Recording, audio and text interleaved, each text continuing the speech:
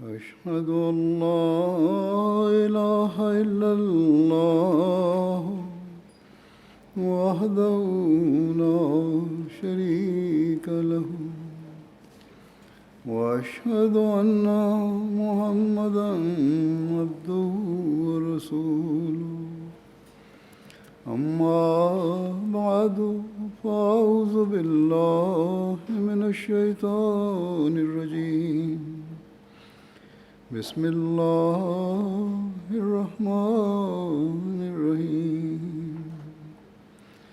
الحمد لله رب العالمين الرحمن الرحيم مالك يوم الدين إياك نعبد وإياك نستعين اهدنا الصراط المستقيم صراط الذين أنعمت عليهم غير المغضوب عليهم ولا الضالين۔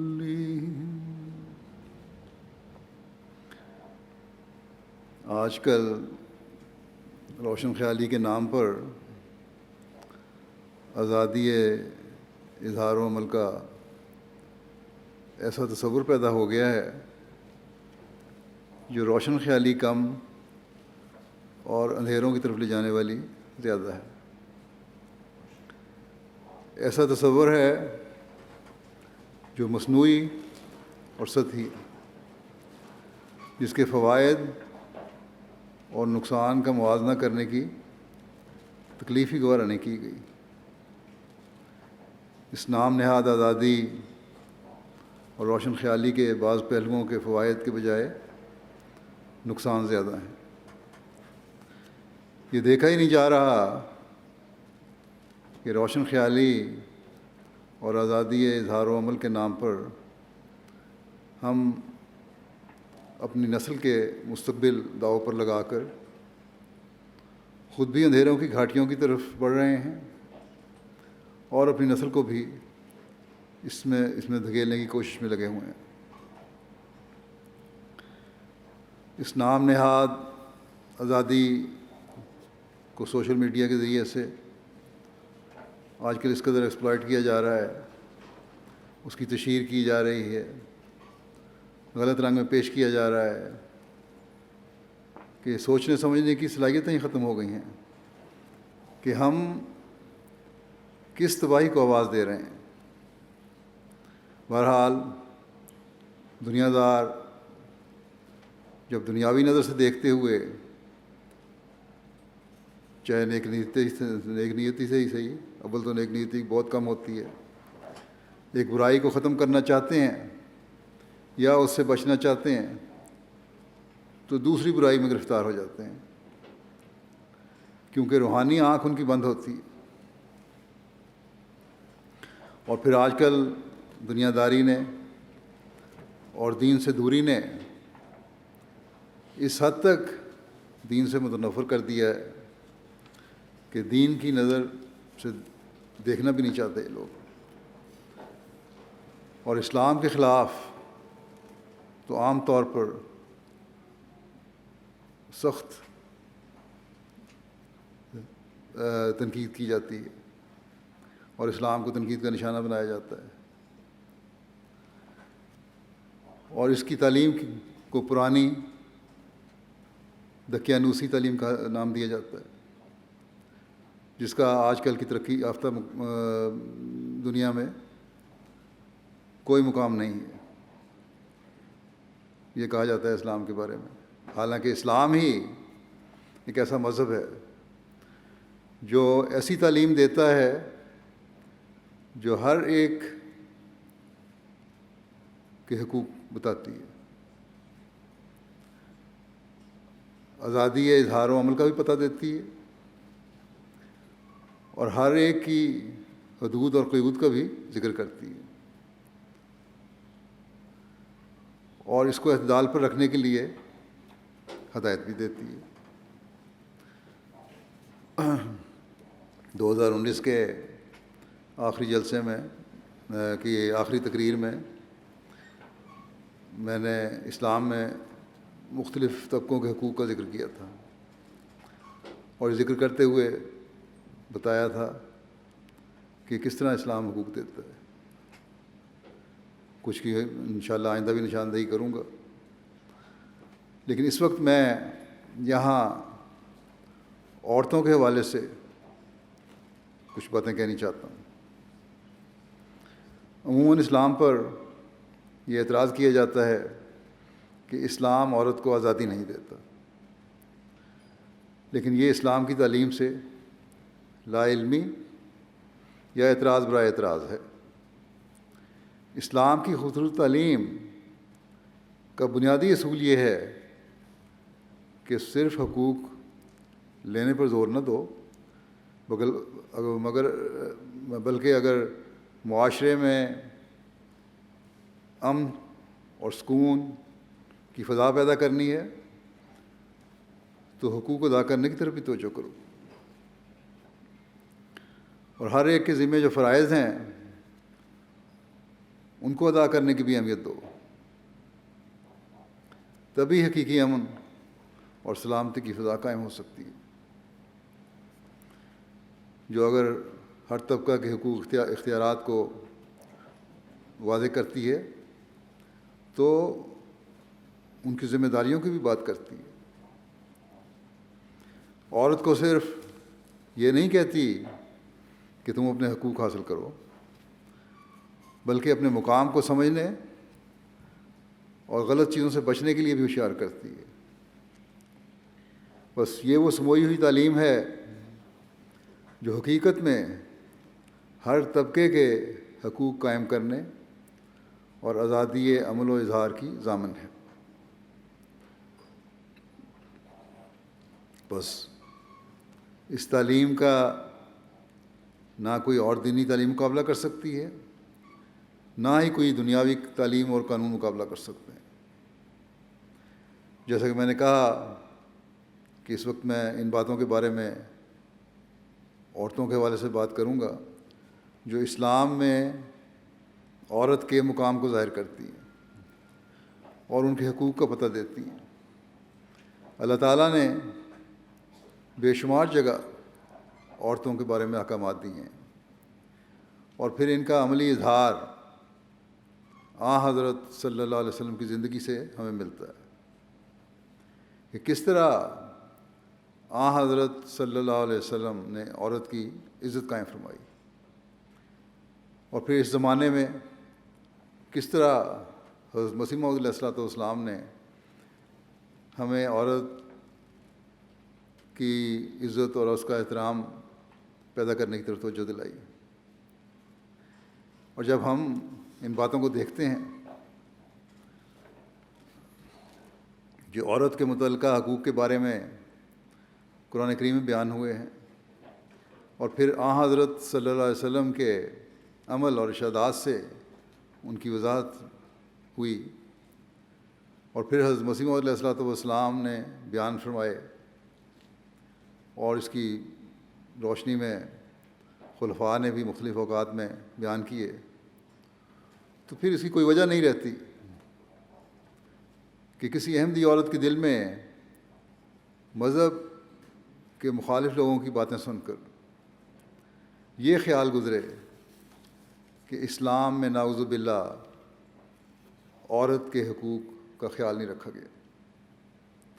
حضرت مسلم موعود رضی اللہ عنہ نے سورہ کوثر کی تفسیر میں عورتوں کے جو حقوق اسلام نے دیے ہیں وہ بیان کیے ہیں. قرآن کریم کی تعلیم کی روشنی میں یہ واضح کیا کہ جو حقوق عورت کے قرآن کریم نے قائم فرمائے ہیں اس سے پہلے کسی شریعت میں نہیں تھے، بلکہ کہنا چاہیے کہ کسی دنیاوی قانون میں بھی نہیں تھے. اور قرآن کریم عورت کا حق صرف تسلیم ہی نہیں کرتا، بلکہ ان پر اس قدر زور ہے کہ ایک دروازہ اس حوالے سے علوم کا کھل گیا، نئی نئی باتیں پتہ لگتی ہیں. عورت مرد کے نکاح کے موقع پر جب نکاح ہوتا ہے کہ لڑکی اور لڑکے کا، جو آیات پڑھی جاتی ہیں، حضرت صلی اللہ علیہ وسلم نے اس میں ایسی آیات منتخب فرمائی ہیں جن میں عورت کے حقوق کی اہمیت واضح ہو جاتی ہے۔ اللہ تعالیٰ فرماتا ہے یا ایھا الناس اتقوا ربکم الذی خلقکم من نفس واحدۃ وخلق منها زوجها وبث منہما رجالا کثیرا ونساء واتقوا اللہ الذی تساءلون بہ والارحام ان اللہ کان علیکم رقیبا۔ اے لوگو، اپنے رب کا تقوی اختیار کرو جس نے تمہیں ایک جان سے پیدا کیا اور اس سے اس کا جوڑا بنایا، اور پھر ان دونوں میں سے مردوں اور عورتوں کو بکثرت پھیلا دیا، اور اللہ سے ڈرو جس کے نام کے واسطے دے کر تم ایک دوسرے سے مانگتے ہو، اور رحموں کے تقاضے کا بھی خیال رکھو، یقیناً اللہ تم پر نگران ہے۔ بس یہ واضح فرما دیا کہ مرد اور عورت نفس واحدہ سے پیدا ہوئے ہیں، یعنی ایک ہی جنس سے ہیں، گو مختلف صنف ہیں، ایک مرد ہے ایک عورت ہے، لیکن جنس ایک ہے۔ وہ ایک ہی قسم کا دماغ لے کر آئے ہیں، دونوں کے ایک ہی قسم کے احساسات ہیں۔ مرد کے میں دماغ ہے، اگر کسی کام کرنے کی صلاحیت ہے تو عورت میں بھی ہے۔ مرد کے میں احساسات ہیں تو عورت میں بھی ہیں۔ دونوں ایک ہی طرح کے جذبات رکھتے ہیں، جذبات مرد کے اگر ہیں تو عورت کے بھی جذبات ہیں۔ نکاح کے شروع میں ہی بتا دیا کہ عورت کے حقوق کی کیا اہمیت ہے، مردوں کو اس بات کی طرف توجہ دلا دی کہ تم یہ نہ سمجھو کہ عورت کا دماغ نہیں ہے اور تم جس طرح چاہو اس پر حکومت کر سکتے ہو۔ عورت جذبات بھی رکھتی ہے، اس کا دماغ بھی ہے، احساسات بھی رکھتی ہے، اس لیے اسے اپنے جیسا سمجھو اور اسے کم اور ذلیل نہ سمجھو۔ پھر حضرت صلی اللہ علیہ وسلم نے یہ بھی فرمایا کہ بعض اہم امور میں عورتوں سے بھی مشورہ لے لینا چاہیے۔ آپ خود بھی عورتوں سے مشورہ لیا کرتے تھے۔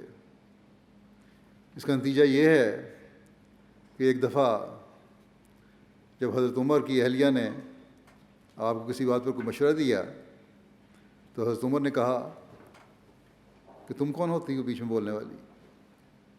وہ سن رہی تھیں، وہ بیٹھی ہوئی تھیں، مشورہ دے دیا۔ تو ان کی اہلیہ نے جواب دیا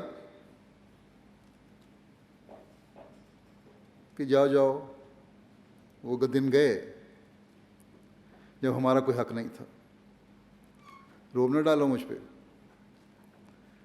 وہ دن چلے گئے، اب تو رسول کریم صلی اللہ علیہ وسلم بھی اپنی بیویوں سے مشورہ لیتے ہیں، تم کون ہو جو مجھے روکو؟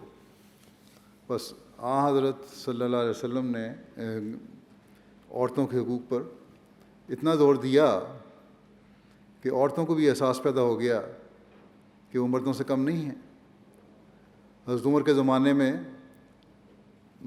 کے بعض واقعات سے تو یہ پتہ چلتا ہے کہ آپ اگر کوئی حکم دیتے تو بعض دفعہ عورتیں صاف صاف کہہ دیتی کہ یہ آپ حکم کس طرح دے سکتے ہیں؟ حضرت صلی اللہ علیہ وسلم نے تو اس طرح فرمایا ہے، جو آپ بات کر رہے ہیں اس کی الٹ بات فرمائی ہے صلی اللہ علیہ وسلم نے۔ بہرحال قطع نظر اس کے کہ عورتوں کے جواب صحیح تھے یا غلط، وہ صحیح سمجھیں یا حضرت عمر صحیح سمجھ کے تشریح فرما رہے تھے، لیکن یہ ظاہر ہوتا ہے کہ عورت کو اجتماعی معاملات میں رائے دینے کا حق اسلام نے دیا ہوا ہے، اور اس پر اتنا زور ہے کہ اس کی مثال کسی اور دین میں نہیں ملتی۔ یہاں یہ بھی واضح ہو کہ وہ عورتیں دین کا علم حاصل کرنے میں بھی شوق رکھتی تھیں اور علم حاصل کرتی بھی تھیں، تبھی تو حضرت صلی اللہ علیہ وسلم کے حوالے سے یہ بات کرتی تھیں کہ آپ صلی اللہ علیہ وسلم نے یوں فرمایا ہے۔ بس احمدی عورتوں کو اس طرف بھی توجہ دینی چاہیے کہ نہ صرف حقوق لینے کی باتیں کریں بلکہ دینی علم سیکھنے اور اس میں بڑھنے کی بھی کوشش کریں، اور اپنے بچوں کی بھی اس نہج پر تربیت کریں۔ صرف دنیاوی علم کے حصول کے لیے ہی زیادہ زور نہ دیتی رہیں۔ قرآن کریم اور دین کا علم ہی ہے جو آج کل کے اعتراض کرنے والوں اور دین کا استہزاء کرنے والوں کے جواب دینے کے قابل بنائے گا آپ کو۔ یاد رکھیں، یہ دجال کی چال ہے کہ نوجوان نسل کو آزادی کے نام پر اور عورتوں کو ان کے حقوق کے نام پر دین سے دور لے جاؤ، اور آئندہ نسلیں اسلام کی تعلیم سے متنفر ہو جائیں، یا یہ آواز اٹھانے لگ جائیں کہ اسلام کی تعلیم کو بھی نئے زمانے کے مطابق ہونا چاہیے اور ان کے حقوق کا پاس ہونا چاہیے۔ دین سے دور لے جانے والے لوگ ہمدرد بن کر ہی دین سے ہٹانے کی کوشش کرتے ہیں، یہ ہمیشہ یاد رکھیں۔ بس ہوشیار رہنا چاہیے، اور ان شیطانی حملوں سے بچنے کے لیے بلکہ ان کے اعتراض ان پر الٹانے کے لیے اپنے آپ کو تیار کریں، نہ یہ کہ متاثر ہو جائیں۔ ان لوگوں کو بتائیں کہ تم کیا اعتراض کرتے ہو اسلام پر؟ اسلام تو عورت کو جو تحفظ اور آزادی دیتا ہے وہ نہ کسی مذہب میں ہے، نہ ہی دنیاوی قاعدے اور قانون میں ہے، اور جس کو تم آزادی کا نام دیتے ہو وہ عورت کے تقدس اور حیا کو ختم کرنے والی ہے۔ بلکہ ان دنیا داروں میں سے بھی بعض لکھنے والوں نے یہ لکھا ہے کہ مرد جو عورت کو آزادی اور حقوق کا شور میں چاہتے ہیں، یہ ان کے اپنے مفاد اور اپنے غلط جذبات کی تسکین کے لیے ہے، ان کو عورت سے کوئی ہمدردی نہیں۔ کئی کالمنسٹ نے اخباروں میں لکھا ہے، بلکہ ایک نے تو کھل کے لکھا ہے۔ بس ان کے جذبات کی تسکین کے لیے، نہ کہ عورت کو کچھ دینے کے لیے۔ عورت کے مفاد کے لیے باتیں نہیں کرتے بلکہ اپنے مفاد کی باتیں کر رہے ہوتے ہیں۔ بس بہت ہوشیار ہونے کی ضرورت ہے۔ احمدی عورت خوش قسمت ہے کہ اس نے اس زمانے کے امام کو مانا ہے، جنہوں نے ہمیں ہر معاملے میں اسلام کی خوبصورت تعلیم کو نکھار کر دکھا دیا ہے۔ عورتوں کے حقوق کے بارے میں حضرت مسیح موعود علیہ الصلوۃ والسلام ایک جگہ فرماتے ہیں کہ عورتوں کے حقوق کی جیسی حفاظت اسلام نے کی ہے ویسی کسی دوسرے مذہب نے قطعاً نہیں کی۔ مختصر الفاظ میں فرما دیا کہ وَلَهُنَّ مِثْلُ الَّذِي عَلَيْهِنَّ۔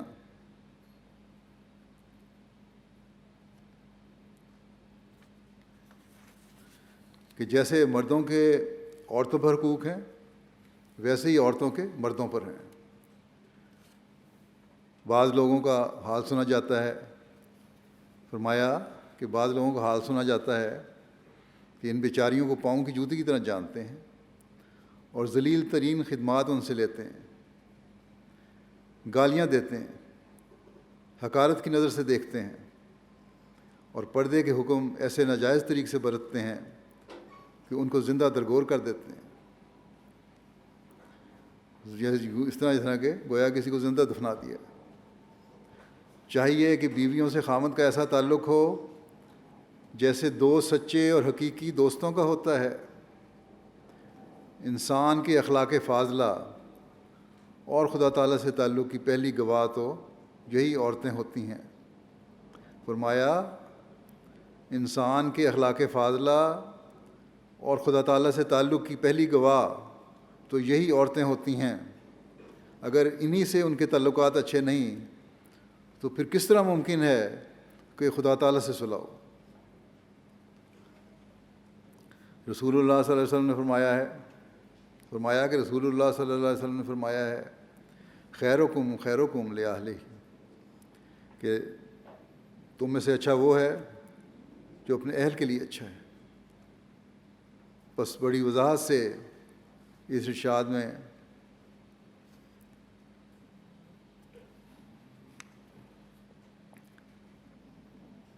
فرما دیا کہ دونوں حقوق کے لحاظ سے دونوں کے حقوق ایک جیسے ہیں۔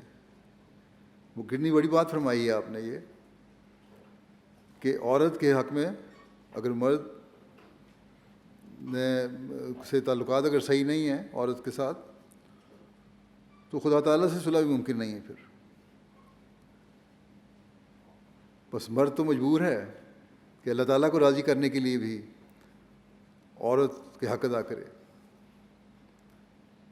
جو پہلے میں نے آیت پیش کی تھی اس میں بھی یہی اللہ تعالیٰ نے فرمایا ہے کہ عورت اور مرد دماغ، جذبات، احساسات اور حقوق کے لحاظ سے برابر ہیں۔ اور نکاح کے موقع پر خطبہ نکاح کے شروع میں یہ آیت پڑھی جاتی ہے، اور یہ پڑھ کر مرد کے ذہن کو بھی صاف کر دیا کہ اگر تمہارے دل میں کوئی بڑائی ہے تو اسے نکال دو، اور عورت کو بھی تسلی دلا دی کہ تمہارے حقوق کی حفاظت اللہ تعالیٰ فرماتا ہے۔ اگر کوئی اس طرح حقوق ادا نہیں کرتا تو اللہ تعالیٰ کی پکڑ میں آتا ہے، جس سے مومن کو ہمیشہ خوفزدہ رہنا چاہیے۔ جس کا ایمان ہی کمزور ہے، مومن نہیں، اس کی تو بات اور ہے۔ اگر کوئی حقیقی مومن ہے تو پھر اس کو بہرحال خوفزدہ رہنا چاہیے۔ ایک حقیقی دوست کا رشتہ بڑا مضبوط رشتہ ہوتا ہے۔ آپ نے فرمایا کہ اس طرح کا رشتہ پیدا کرو۔ اس آزاد معاشرے میں کہنے کو تو دوستی کر کے ایک دوسرے کو سمجھ کر رشتے ہوتے ہیں۔ شادی کے شروع میں لڑکا لڑکی، مرد عورت دوستی کرتے ہیں، کہتے ہیں ہم بڑے اچھے دوست ہیں، اور آخر اس کا نتیجہ یہاں نکلتا ہے کہ اس دوستی کا کہ رشتے بھی ہو جاتے ہیں۔ لیکن کچھ عرصے بعد اکثریت کی یہ دوستی ختم ہو جاتی ہے اور پھر علیحدگی تک نوبت آ جاتی ہے۔ بس یہ کہنا بھی غلط ہے کہ پسند کی شادی اور پہلے سے تعلق بنا کر کی جانے والی شادی دیر پا ہے۔ ان کے اپنا اعداد و شمار جو ہے، یہاں کا ڈیٹا جو ہے، وہ یہ اس کی نفی کرتی ہے کہ جو آپس کی انڈرسٹینڈنگ سے رشتے ہوئے ہیں وہ زیادہ ٹوٹتے ہیں۔ اگر انسان حقیقی مومن اور مومنہ ہے تو ایک دوسرے کو شروع میں نہ جانتے ہوں تب بھی خدا تعالیٰ کی خاطر اس رشتے کو دونوں ایسا نبھاتے ہیں جو خدا تعالیٰ کی رضا حاصل کرنے والا ہو۔ تاہم یہ بات بھی واضح ہو کہ یہ ضروری نہیں کہ ماں باپ کے کہنے پر ضرور رشتہ کر لے لڑکی۔ اسلام عورت کو یہ حق دیتا ہے کہ اس کی مرضی کے بغیر شادی نہیں ہو سکتی۔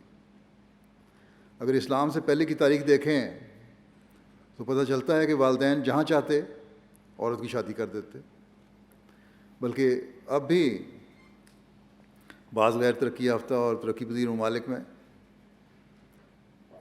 ایسا ہی ہوتا ہے کہ ماں باپ اپنی مرضی سے شادی کرنے پر لڑکی پر زور ڈالتے ہیں، بلکہ بعض لوگ تو یہاں ان ترقی یافتہ ممالک میں آ کر بھی اس قسم کی جاہلانہ حرکتیں کرتے ہیں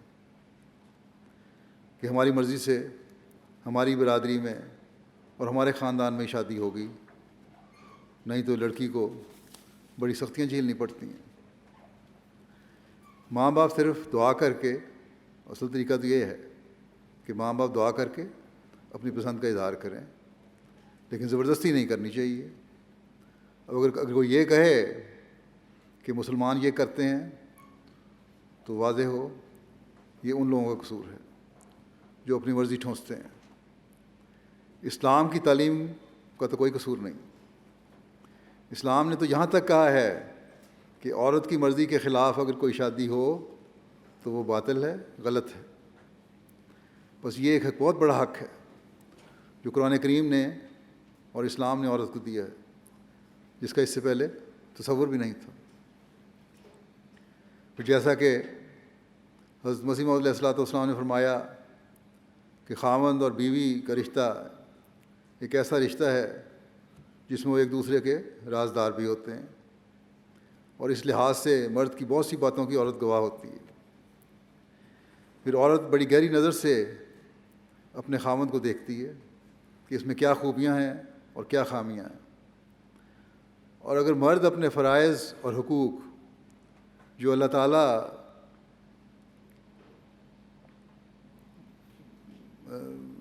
نے اسے دیے ہیں وہ ادا نہیں کر رہا، جو بیوی کے حقوق ہیں انہیں اسلامی تعلیم کے مطابق ادا نہیں کر رہا، تو ایک دن بیوی پھر اس کے سامنے کھڑی ہو سکتی ہے اور ایسے بگڑے ہوئے خامد کو کہہ سکتی ہے اور کہے گی، اور وہ اس کا حق رکھتی ہے کہ پہلے اپنی اصلاح کرو پھر مجھے سمجھانا۔ بس عموماً گھروں میں جھگڑوں کی بنیاد بھی یہیں سے پڑتی ہے، جب مرد جابر حاکم کی طرح اپنے گھر کو چلانا چاہتا ہے اور حقوق ادا نہیں کرتا، تو اسے بیوی کے اعتراضوں کا سامنا بھی کرنا پڑتا ہے۔ بس عورت کے ایک بیوی کے حق کو قائم کرنے کے لیے اور گھر میں امن کی فضا پیدا کرنے اور قائم رکھنے کے لیے حضرت صلی اللہ علیہ وسلم کا یہ سنہرا ارشاد ہے کہ تم میں سے بہتر وہی ہے جو اپنے اہل کے لیے اچھا ہے۔ کتنے بڑے حق ہیں جو عورت کو دیے۔ پھر اسلام نے عورت کو الگ گھر کا حق دیا ہے، اس پہ بھی بعض لوگ سوال کرتے ہیں۔ آج کے معاشرے میں خاص طور پر ایشین یا پاکستانی یا ہندوستانی معاشرے میں اس بات پر جھگڑے ہوتے ہیں کہ ایک گھر میں رہنے کی وجہ سے بیوی کی اپنے سسرال سے چھوٹی چھوٹی باتوں پر انبن رہتی ہے، جو بڑھتے بڑھتے پھر خاوند بیوی کے جھگڑوں میں تبدیل ہو جاتی ہے اور علیحدگی تک پہنچا دیتی ہے۔ تو بیوی کو یہ حق ہے کہ وہ علیحدہ گھر کی خواہش کرے، اور انتہائی مجبوری کے علاوہ مردوں کو یہ کہا گیا ہے کہ اس خواہش کو پورا کرنا چاہیے۔ لڑکی کو مجبور نہیں کرنا چاہیے کہ وہ ضرور سسرال میں رہے، اگر وسائل ایسے ہیں تو پھر علیحدہ ہونا چاہیے، اور اگر نہیں وسائل تو پھر کوشش کرنی چاہیے کہ جب بھی حالات بہتر ہوں علیحدہ ہو جائے۔ پھر عورت کا حق مہر مقرر کیا گیا ہے تاکہ اس کی کوئی جائیداد ہو، اس کے اپنے پاس کوئی رقم ہو، اس کی وہ آپ وارث ہو اور مکمل مالک ہو۔ جائیداد میں اسے حصہ دیا گیا ہے۔ آج کی نام نہاد دنیا میں جائیداد اور وراثت کا حق دیا گیا ہے، لیکن یہ صرف 100-150 سال پہلے آہستہ آہستہ ملا ہے، جو کہ اسلام نے 1500 سال پہلے دے دیا تھا۔ بلکہ پہلے تو یہاں یہ رواج تھا کہ شادی کے بعد عورت کی جائیداد اس کی جائیداد نہیں سمجھی جاتی تھی۔ اگر عورت کو کسی ذریعے سے جائیداد کوئی مل جاتی تھی یا اس نے کسی ذریعے سے پیدا کر لی اور اس کی ابھی شادی نہیں ہوئی، تو شادی ہو گئی تو پھر اس کی جائیداد سمجھی نہیں جاتی تھی، اور بعض لوگ تو صاحب جائیداد عورت سے شادی کر کے اس کی جائیداد پر قابض ہو جاتے تھے۔ شادی کے بعد وہ جائیداد عورت کی خامد کی طرف چلی جاتی تھی۔ لیکن اسلام نے ابتدا میں ہی عورت کی جائیداد کو اس کی ذاتی ملکیت قرار دے کر اسے اتنی آزادی دے دی کہ صحابہ کو اس زمانے میں شبہ پڑ گیا کہ مرد کی یہ بھی کوئی کے لیے یہ بھی جائز نہیں ہے کہ عورت کی جائیداد میں سے عورت کی مرضی سے بھی کچھ خرچ کر لے یا لے لے۔ اگر عورت دے بھی تو تب بھی نہیں لینا۔ اس حد تک صحابہ محتاط ہو گئے تھے۔ صحابہ اس وقت تک اس سے بچتے رہے جب تک کہ اسلام کی تعلیم میں یہ حکم نہیں آ گیا کہ تم عورت کی طرف سے خوشی سے دیا ہوا تحفہ لے بھی سکتے ہو اور اپنے اوپر خرچ بھی کر سکتے ہو. اگر عورت خوشی سے دیتی ہے تو کوئی حرج نہیں، لے لو، اتنی احتیاط کی ضرورت نہیں. پھر اسلام نے لڑکیوں کی تعلیم پر زور دیا اور تاکید فرمائی ہے، یہاں تک فرمایا کہ جس کی 2 لڑکیاں ہوں اور وہ ان کی اچھی تربیت کرے تو خدا تعالیٰ اس کے گناہوں کو معاف کر دیتا ہے. ایک عورت حضرت عائشہ رضی اللہ عنہا کے پاس آئی، غریب عورت تھی، اور کھانے کے لیے کچھ مانگا. اس کے ساتھ 2 لڑکیاں تھیں، ایک اس نے اپنے دائیں طرف بٹھا لی، ایک بائیں طرف بٹھا لی. حضرت عائشہ کے پاس اس وقت سوائے ایک کھجور کے گھر میں کچھ نہیں تھا. انہوں نے کھجور اسے دے دی. اس عورت نے منہ میں ڈال کر کھجور کے 2 ٹکڑے کیے اور آدھا ایک کو دے دیا اور آدھا دوسری کو، اور خود بھوکی رہی. جہاں اس سے ماں کی قربانی کا پتہ لگتا ہے، وہاں حضرت صلی اللہ علیہ وسلم نے ایک اور خوبصورت بات بیان فرمائی اس کے اس عمل سے. جب وہاں حضور صلی اللہ علیہ وسلم کو یہ بات بتائی گئی تو آپ نے فرمایا کہ جس کی 2 بیٹیاں ہوں اور وہ ان کی اچھی تربیت کرے اور ان کی تعلیم اور ان کو تعلیم دلوائے تو اللہ تعالیٰ اس پر جنت واجب کر دیتا ہے، اس عورت پر جنت واجب کر دیتا ہے. یہ ضروری نہیں ہے کہ تعلیم اس لیے حاصل کی جائے کہ ملازمت کرنی ہے.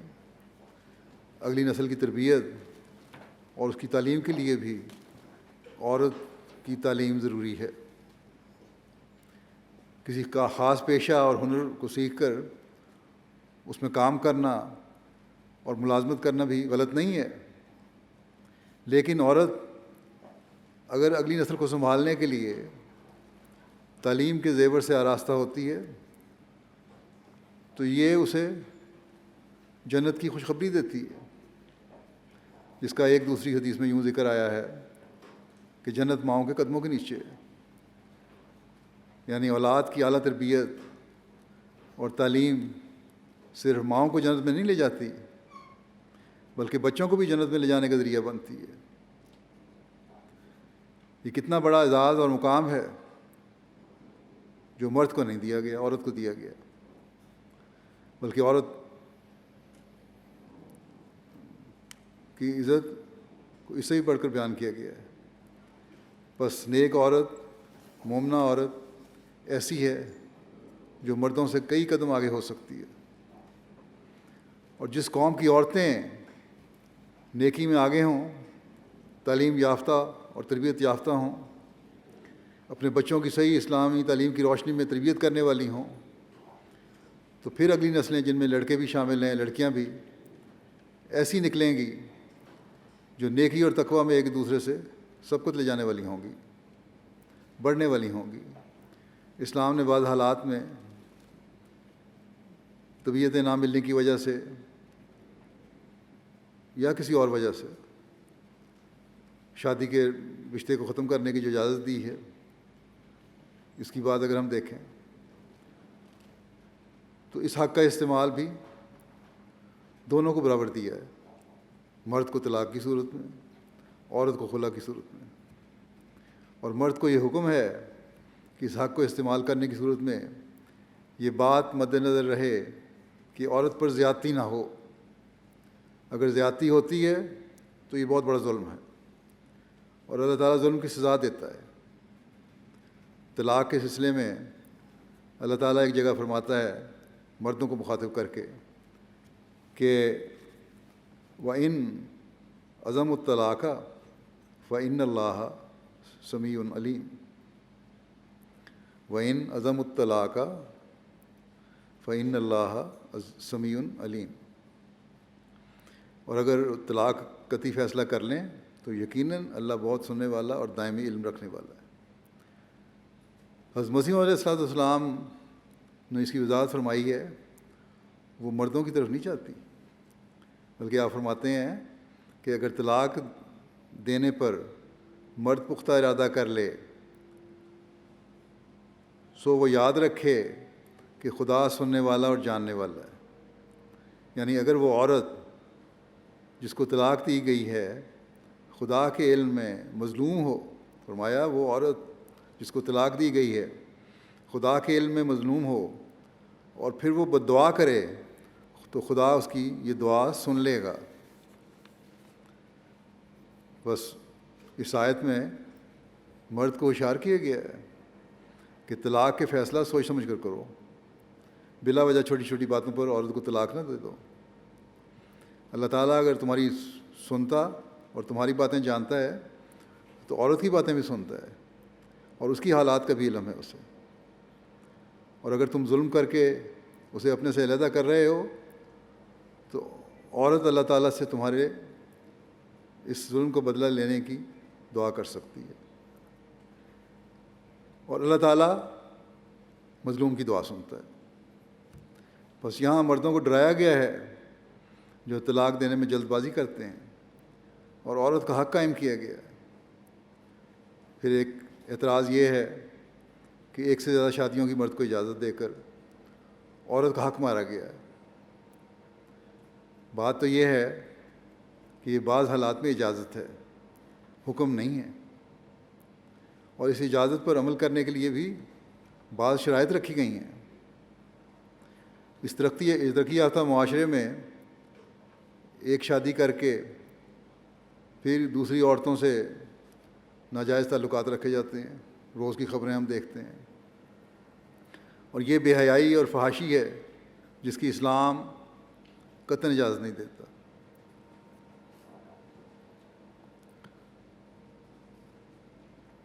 اور اس کا نتیجہ یہ نکلتا ہے اس بے حیائی کا کہ جب بیوی کو ایسے تعلقات کا پتہ چلتا ہے اپنے خاوند کے تو نوبت علیحدگی تک آتی ہے، اور یہ اس معاشرے میں عام چیز ہے. اس لیے ان لوگوں کو تو اسلام کی ایک سے زیادہ شادی کی اجازت پر اعتراض نہیں ہونا چاہیے، خود ان کے عمل ایسے ہیں. پہلے اپنے آپ کو دیکھیں. دوسرے یہ کہ جیسا کہ میں نے کہا بعض شرائط کے ساتھ اجازت ہے، اور اگر وہ شرائط پوری نہیں ہو رہی تو اجازت نہیں ہے. اور پھر ایک سے زیادہ شادی کی صورت میں انصاف کو انتہائی اہم کہا گیا.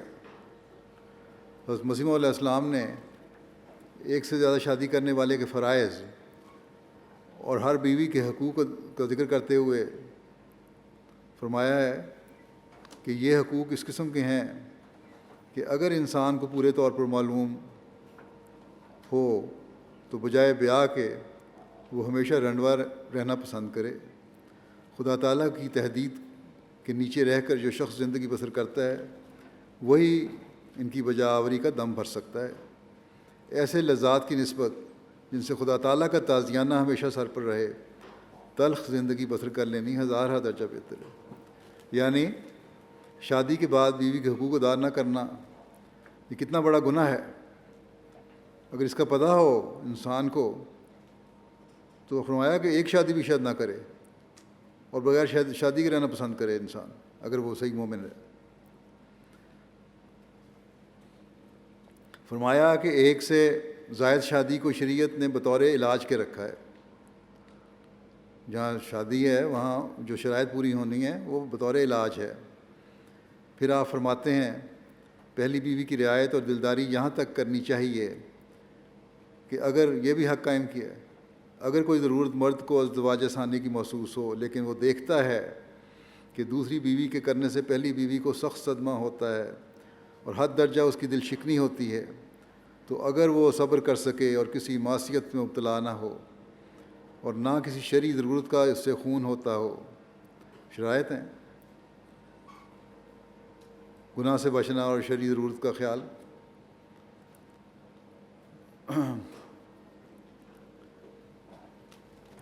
تو ایسی صورت میں اگر اپنی ضرورتوں کی قربانی سابقہ بیوی کی قربانی کے لیے کر دے، یعنی جو موجود بیوی ہے اس کے لیے اگر قربانی کر دے اور ایک ہی بیوی پر اکتفا کرے تو کوئی حرج نہیں. اس بات پہ بھی فرمایا کہ اگر بہت اشد مجبوری نہیں ہے جو جائز مجبوری ہے تو پھر بیوی کی دلداری کے لیے ضروری ہے کہ قربانی کرو اور ایک پہ اکتفا کرو، اور اسے مناسب ہے کہ دوسری شادی نہ کرے۔ پھر فرمایا دل دکھانا بڑا گناہ ہے، اور لڑکیوں کے تعلقات بڑے نازک ہوتے ہیں۔ جب والدین ان کو اپنے سے جدا اور دوسرے کے حوالے کرتے ہیں تو خیال کرو کیا امیدیں ان کے دلوں میں ہوتی ہیں، اور جن کا اندازہ انسان عاشرہن بالمعروف کے حکم سے ہی کر سکتا ہے۔ بس یہاں عورت کے احساسات، جذبات کا بڑا کھول کر ذکر فرماتے ہوئے، ان کے حق کی طرف توجہ دلاتے ہوئے مردوں کو نصیحت کی اور تنبیہ فرمائی ہے۔ آپ نے یہاں تک فرمایا کہ یہ ان عورتوں کا حق ہے کہ جب کسی مسلمان سے نکاح کرنا چاہیں تو اول شرط کر لیں کہ ان کا خاوند کسی حالت میں دوسری بیوی نہیں کرے گا۔ یہ بھی عورت کا حق ہے کہ شادی سے پہلے اس جس سے شادی کر رہے ہیں مرد سے، اس سے عہد لے سکتے ہیں، معاہدہ کر سکتے ہیں کہ تم آئندہ جو بھی حالات ہوں دوسری شادی نہیں کرو گے، اور پھر چاہے جو بھی حالات ہوں مرد پابند ہے کہ نہیں شادی کرے گا۔ بس اس حد تک مرد کو پابند کرنے کا حق دیا گیا۔ پھر مرد کی یہ ذمہ داری لگائی ہے کہ وہ عورت کی ضروریات کا ذمہ دار ہے، اس کی حفاظت کرنے والا ہے۔ عورت کا بحیثیت خامد نگران بھی ہے، اور اس لحاظ سے مرد کی ذمہ داری ہے کہ وہ گھر کے تمام معاملات دیکھے، گھر کے خرچ پورے کرے، بیوی بچوں کی ضروریات کا خیال رکھے۔ عورت کمانے والی بھی ہے، تب بھی اس کی کمائی پر نظر نہ رکھے، جیسا کہ پہلے میں نے بیان کیا، سوائے اس کے کہ اپنی مرضی سے خرچ کرے عورت، بلکہ خود اپنی ذمہ داری ادا کرے۔ اور جسمانی لحاظ سے بھی مرد کو فضیلت ہے، کہ ہم دنیا میں بھی ہر جگہ دیکھتے ہیں، طاقت کے لحاظ سے بھی اور اعصاب کے لحاظ سے بھی، اس لیے اس بات کا خیال رکھے کہ اسے جذباتی اور جسمانی تکلیف نہ پہنچائے۔ مرد کو فضیلت اگر دی گئی ہے جسمانی لحاظ سے اور اعصاب کے لحاظ سے، مضبوط اعصاب بنایا ہے بعض معاملات میں، تو پھر یہ بھی فرض اس پہ ڈالا گیا ہے کہ وہ کسی قسم کی تکلیف عورت کو نہ دے۔ اگر گھر میں بعض باتوں پر اختلاف ہو جاتا ہے تو پھر بھی ایسی باتیں نہ کرے یا غصے میں ہاتھ نہ اٹھائے جو عورت کو جذباتی اور یا جسمانی تکلیف ناجائز طور پر پہنچا سکے یا پہنچانے والی ہو۔ جو جسمانی فضیلت ہے یا بیوی کی ضروریات پوری کرنے کی ذمہ داری ہے، اس سے غلط فائدہ نہ اٹھائے مرد۔ تو یہاں اس حوالے میں عورت کا حق قائم کیا گیا ہے۔ اس آیت میں بھی جو قرآن شریف میں اللہ تعالیٰ فرماتا ہے قوام ہے مرد، وہاں عورت کا حق قائم کیا گیا ہے، اور مرد کو اس فضیلت کی وجہ سے اس کی ذمہ داری کا احساس دلایا گیا ہے۔ اور یہ فضیلت بھی پھر ہر معاملے میں نہیں ہے، یہاں بعض معاملات میں ہے۔ تبھی تو ایک موقع پر ایک صحابیہ کے یہ کہنے پر کہ مرد سب فرائض عبادتوں وغیرہ کے بھی پورے کرتے ہیں، اور لمبی ایک تفصیل بیان کی انہوں نے، اور پھر یہ بھی کیا آخر میں بیان کیا کہ سب سے بڑھ کر جہاد بھی کرتے ہیں، جس کا بہت بڑا ثواب ہے، جبکہ ہم عورتیں اس سے محروم ہیں۔ ہم تو گھروں میں بیٹھی رہتی ہیں، قید ہیں، صرف اپنے گھریلو ذمہ داریاں ہی ادا کر سکتی ہیں، اور اولاد کو پالتی ہیں، گھر کی نگرانی کرتی ہیں۔ تو کیا ہم اپنی ذمہ داریاں ادا کر کے اجر میں مردوں کے برابر شریک نہیں ہیں؟ بعض مجبوریوں کی وجہ سے اگر ہمارے پہ پابندیاں ہیں تو پھر اجر میں تو ہمیں شریک ہونا چاہیے۔ حضرت سے عرض کیا کہ کیا ہم شریک نہیں ہوں گی اس طرح اجر میں؟ حضرت صلی اللہ علیہ وسلم نے اس عورت کی بڑی تعریف کی، اور صحابہ سے فرمایا کہ تم نے دین کے معاملے میں اپنے مسئلے کو اس عمدگی سے بیان کرنے میں اس عورت سے بہتر کسی کی بات سنی ہے؟ صحابہ کو بھی توجہ دلائی کہ دیکھو کیسی خوبصورت بات کی اس عورت نے۔ صحابہ نے عرض کیا ہم تو کسی عورت سے اتنی گہری سوچ کی امید بھی نہیں رکھتے تھے۔ پرانا تربیت تھی، جو پرانے خیالات تھے. اس لیے صحابہ نے صاف کہہ دیا کہ ہم تو نہیں سمجھ سکتے کہ عورت کتنی عقل کی بات کر سکتی ہے. بس آپ نے صحابہ سے سوال پوچھ کر ان کو یہ بھی بتا دیا کہ تم عورت کو کم تر سمجھتے ہو، لیکن عورتیں بھی بڑی عقل اور دینی لحاظ سے حکمت کی باتیں کرتی ہیں.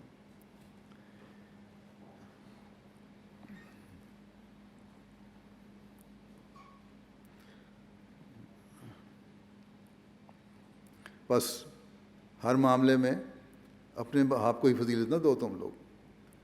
عورتیں بھی بعض معاملات میں تمہارے سے زیادہ فضیلت لے جاتی ہیں عقل کی باتیں کرنے میں. پھر اس عورت سے فرمایا جو یہ سب معاملہ لے کے آئی تھی، جس نے ایک لمبی تفصیل اپنی باتوں کی گنوائی تھی، کہ تم نے جو باتیں گنوائی ہیں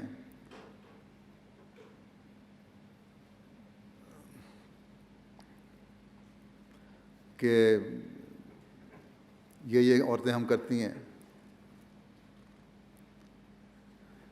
اور اگر ایک نیک عورت، گھردار عورت اپنے بچوں اور اپنے گھر کو سنبھالنے کے لیے جو تم نے کہا اسی طرح کرتی ہے، اپنے خاوند کے ہوتے ہوئے اور اس کے پیچھے بھی کی ذمہ داریاں ادا کرتی ہے، وہ مردوں کے برابر ہے اپنے اجر میں. کوئی اجر میں کمی نہیں. جس طرح ایک جہاد میں شریک شخص کو اجر مل رہا ہے اور ثواب مل رہا ہے، وہی اجر ایک گھر میں رہنے والی عورت کو ہی مل رہا ہے. وہ عورت خوشی خوشی یہ بات سن کے آن رسول صلی اللہ علیہ وسلم کی لا الہ الا اللہ اور اللہ اکبر کے الفاظ بلند کرتے ہوئے اپنے گھر چلی گئی، عورتوں کی طرف چلی گئی. بس مردوں کو بعض فرائض کی ذمہ داریوں کی وجہ سے فضیلت ہے، نہ کہ عقل جذبات کے لحاظ سے. اور اگر مرد وہ ذمہ داریاں ادا نہیں کرتے تو وہ گناہ گار بھی ہیں. بہرحال اسلام میں عورت کے بہت سے حقوق قائم کیے گئے ہیں، اور ان کے اجر بھی مردوں کے برابر ہیں، بشرطے کہ وہ اپنی ذمہ داریاں بھی ادا کریں اور اسلام کی تعلیم پر عمل کریں. اسلام کی تعلیم کو کسی احساس کمتری کی وجہ سے اپنے لیے شرمندگی کا باعث نہ سمجھیں، یا دجال کی چال میں پھنس کر اپنے اوپر ناجائز بوجھ نہ سمجھیں. اسلام کا ایک حکم پردے کا بھی ہے. کسی نے مجھے لکھا گزشتہ دنوں کہ یہاں ان ممالک میں تو ہمارے ملکوں کے مردوں کی طرح جس طرح عام ہمارے ایشین مرد ہیں گھور گھور کے دیکھتے ہیں عورتوں کو، یہاں تو گھور کر نہیں دیکھا جاتا. اس لیے یہاں اس طرح پردہ کرنے کی کیا ضرورت ہے جس طرح اسلام کو پردہ کرنے کا حکم ہے. پہلی بات تو یہ یاد رکھنی چاہیے کہ اللہ تعالیٰ کا کوئی حکم ایسا نہیں جسے ہم خود اپنے نفس کے دھوکے میں آ کر غلط تشریح کرتے ہوئے وقت کی ضرورت یا عدم ضرورت کا درجہ دے دیں. پھر یہ یاد رکھیں کہ اسلام نے جہاں عورت کو پردہ کرنے اور نظریں نیچی رکھنے کا حکم دیا ہے وہاں پہلے مردوں کو حکم دیا ہے. اگر ایک حقیقی اسلامی معاشرہ ہو اور وہاں مرد غض بصر کرے اور غض بصر سے کام لینے والا ہو، تب بھی عورت کو حکم ہے کہ تم بھی نظریں نیچی رکھو اور پردہ کرو. حضرت صلی اللہ علیہ وسلم نے بھی مردوں کو بازاروں میں بیٹھنے کی صورت میں نظریں نیچی رکھنے کا حکم دیا ہے. حضرت مسیح موعود علیہ الصلوۃ والسلام نے بھی فرمایا ہے کہ مومن کو نہیں چاہیے کہ بے محابہ اپنی آنکھ کو ہر طرف اٹھائے پھرے، بلکہ یغضوا من ابصارہم پر عمل کر کے نظر کو نیچی رکھنا چاہیے.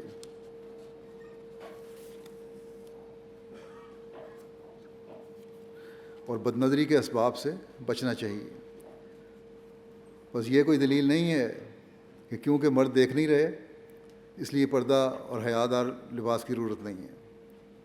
حضرت مسیح علیہ الصلوۃ والسلام فرماتے ہیں کہ آج کل پردے پر حملے کیے جاتے ہیں، لیکن یہ لوگ نہیں جانتے کہ اسلامی پردے سے مراد زندہ نہیں ہے، کوئی قید خانہ نہیں ہے کہ قید کر کے رکھ دو عورت کو، بلکہ ایک قسم کی روک ہے کہ غیر مرد اور عورت ایک دوسرے کو نہ دیکھ سکیں۔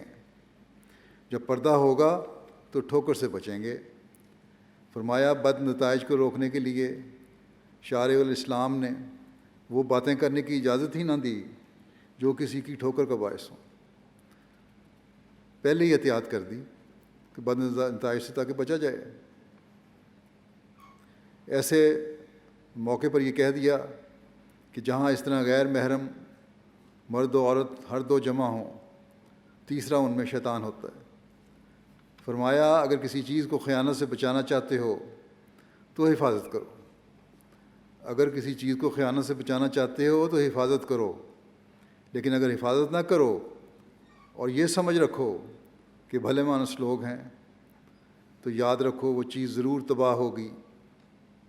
بس جن لوگوں کے ذہنوں میں یہ سوال اٹھتے ہیں ان کو یاد رکھنا چاہیے کہ اسلام کسی بھی غلطی اور گناہ کے امکان کے سد باب کے لیے احتیاطی تدابیر بتاتا ہے، اور اس پر عمل کرنے والے ہی اپنی عفت اور عزت بچانے والے ہیں۔ اسلام کا ہر حکم اعتدال کا ہے، اس لیے پردے میں غیر ضروری سختی کو بھی حضرت مسیح علیہ السلام نے رد فرمایا ہے۔